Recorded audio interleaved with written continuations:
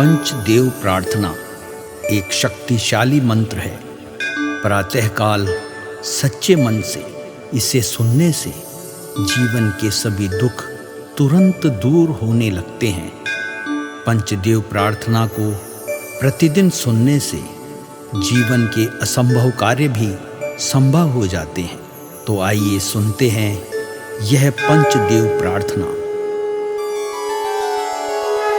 गजाननं भूतगणादिसेवितं कपित्थजम्बूफलचारुभक्षणम् उमासुतं शोकविनाशकारकं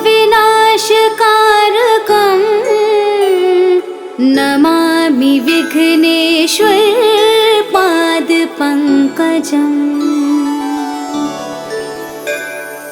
कर्पूरगौरं करुणावतारं संसारसारं भुजगेन्द्रहारं सदा वसन्तं हृदयारविन्दे भवं भवानी सहितं नमामि। शान्ताकारं भुजगशयनं पद्मनाभं सुरेशं विश्वाधारं गगनसदृशं मेघवर्णं शुभांगं लक्ष्मीकान्तं कमलनयनं योगिभिर्ध्यानगम्यं वन्दे विष्णु भवभयहरं सर्वलोकैकनाथम्।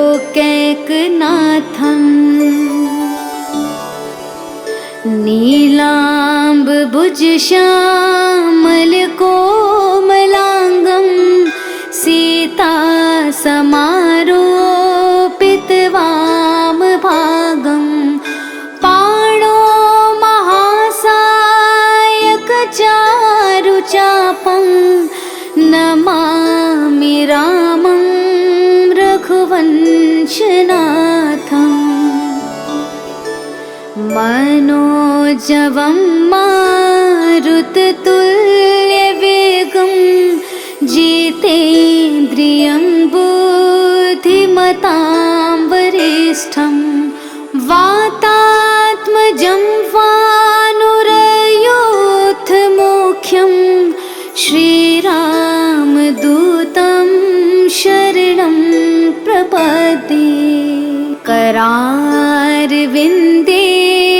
पादारविन्दं मुखारविन्दे विनिवेशयन्तं वटस्य पत्रस्य पुटेश्यानं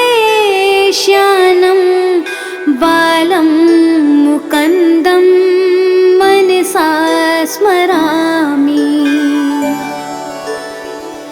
या देवी सर्वभूतेषु शक्तिरूपेण संस्थिता नमस्तस्यै नमस्तस्यै नमस्तस्यै नमो नमः।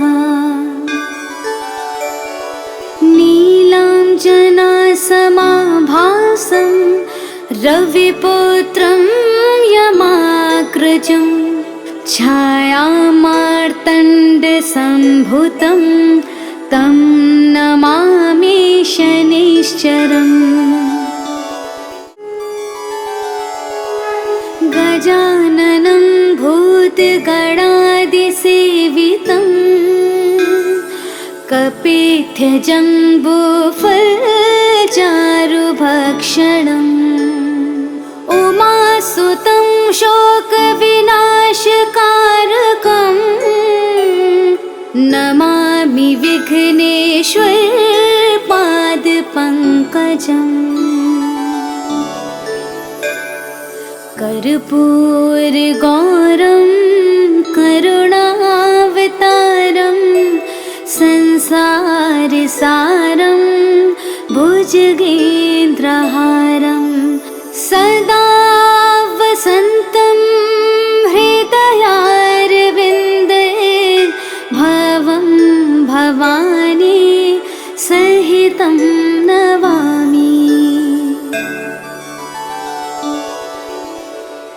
शान्ताकारं भुजगशयनं पद्मनाभं सुरेशं विश्वाधारं गगनसदृशं मेघवर्णं शुभांगं लक्ष्मीकान्तं कमलनयनं योगिभिर्ध्यानगम्यं वन्दे विष्णु भवभयहरं सर्वलोकैकनाथम्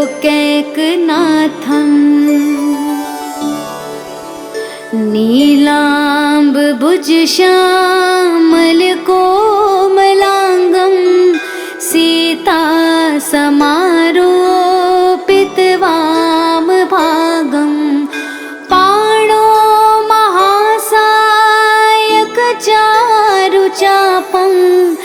नमामि रामं रघुवंशनाथम् मनोजवं मारुततुल्यवेगं जितेन्द्रियं बुद्धिमतां वरिष्ठं वातात्मजं वानुरयूथमुख्यं श्रीरामदूतं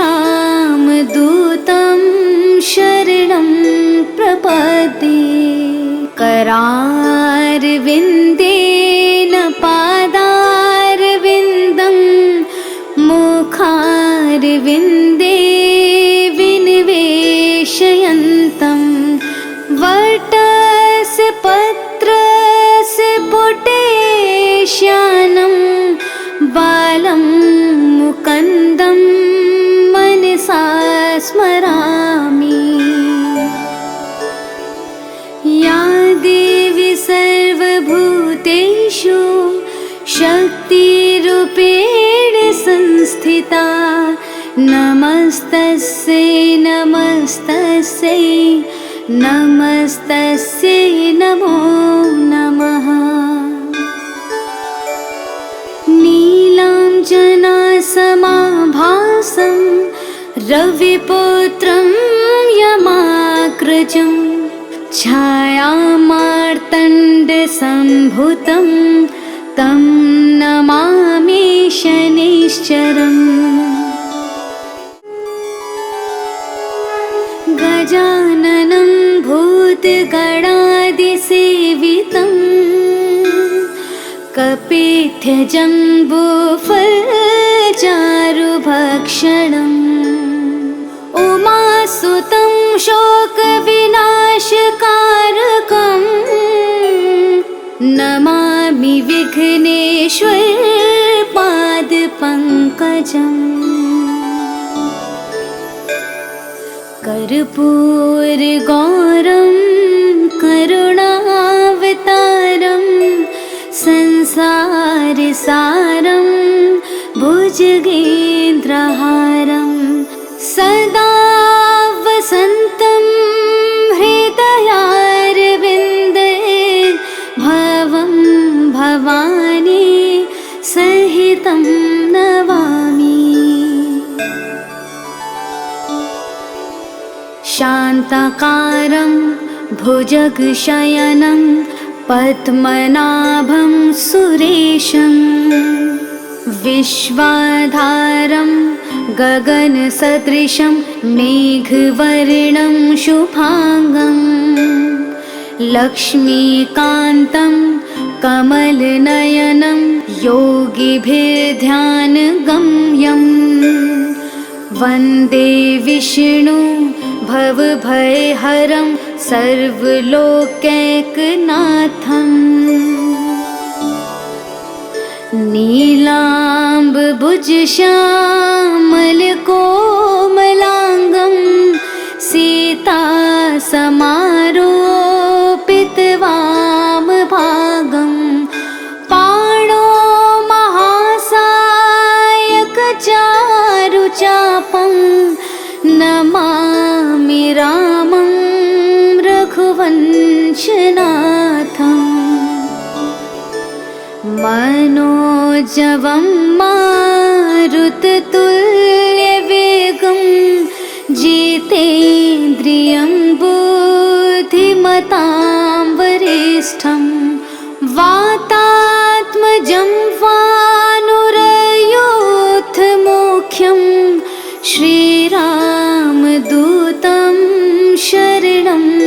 प्रपद्ये करारविन्देन पादारविन्दं मुखारविन्दे विनिवेशयन्तं वटस्य पत्रस्य पुटेश्यानं बालं मुकुन्दं मनसा स्मरामि।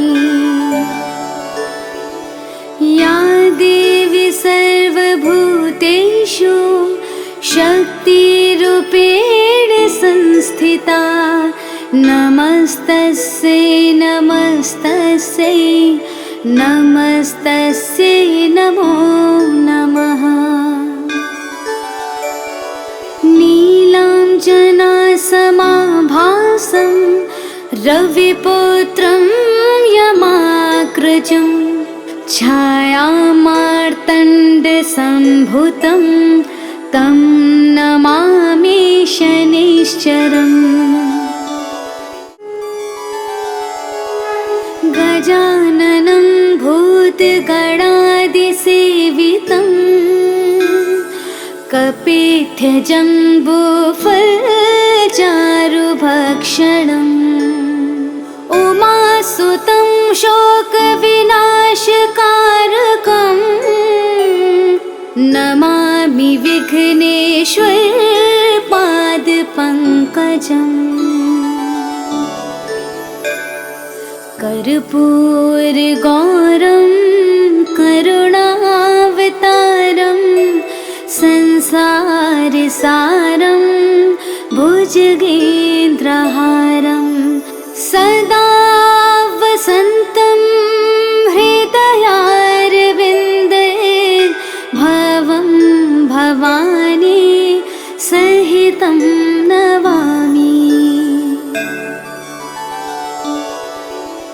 शान्ताकारं भुजगशयनं पद्मनाभं सुरेशं विश्वाधारं गगनसदृशं मेघवर्णं शुभांगं लक्ष्मीकान्तं कमलनयनं योगिभिर्ध्यानगम्यं वन्दे विष्णु भवभयहरं सर्वलोकैकनाथम्।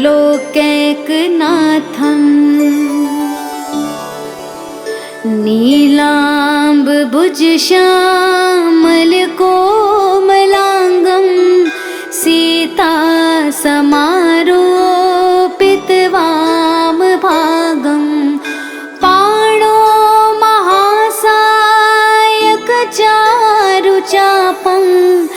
नमामि रामं रघुवंशनाथम्। मनोजवं मारुततुल्यवेगं जितेन्द्रियं बुद्धिमतां वरिष्ठं वातात्मजं वानुरयूथमुख्यं श्रीरामदूतं शरणं प्रपद्ये करारविन्देन पादारविन्दं मुखारविन्दे विनिवेशयन्तं वटस्य पत्रस्य पुटेश्यानं बालं मुकुन्दं मनसा स्मरामि। या देवी सर्वभूतेषु शक्तिरूपेण संस्थिता नमस्तस्यै नमस्तस्यै नमस्तस्यै नमो नमः।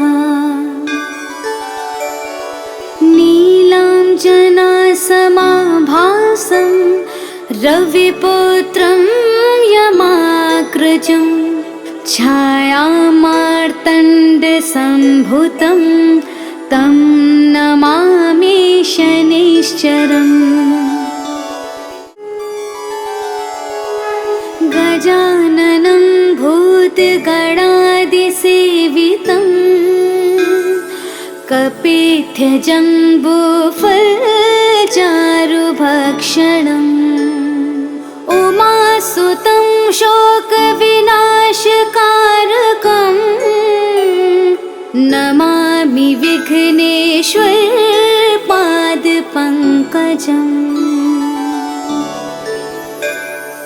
कर्पूरगौरं करुणावतारं संसारसारं भुजगेन्द्रहारं सदा वसन्तं हृदयारविन्दे भवं भवानी सहितं नमामि। शान्ताकारं भुजगशयनं पद्मनाभं सुरेशं विश्वाधारं गगनसदृशं मेघवर्णं शुभांगं लक्ष्मीकान्तं कमलनयनं योगिभिर्ध्यानगम्यं वन्दे विष्णु भवभयहरं सर्वलोकैकनाथम्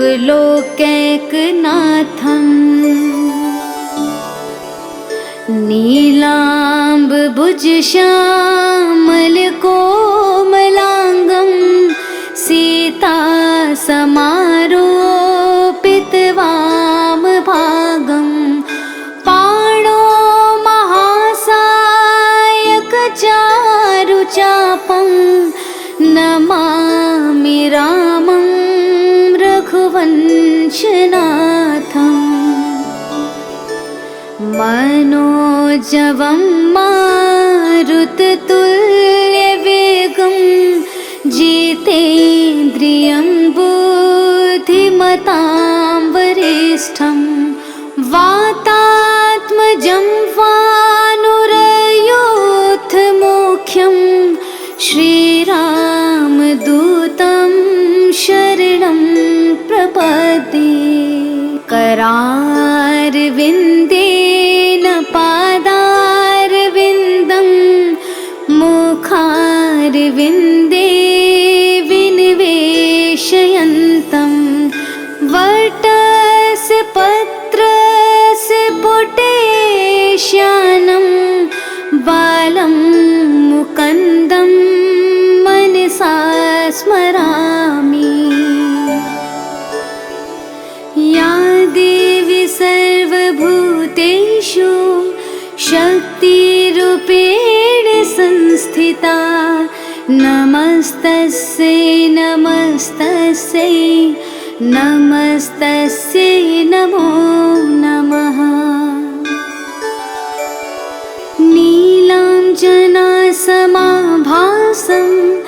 रविपुत्रं यमाग्रजं छायामार्तण्डसम्भुतं तं नमामि शनैश्चरम्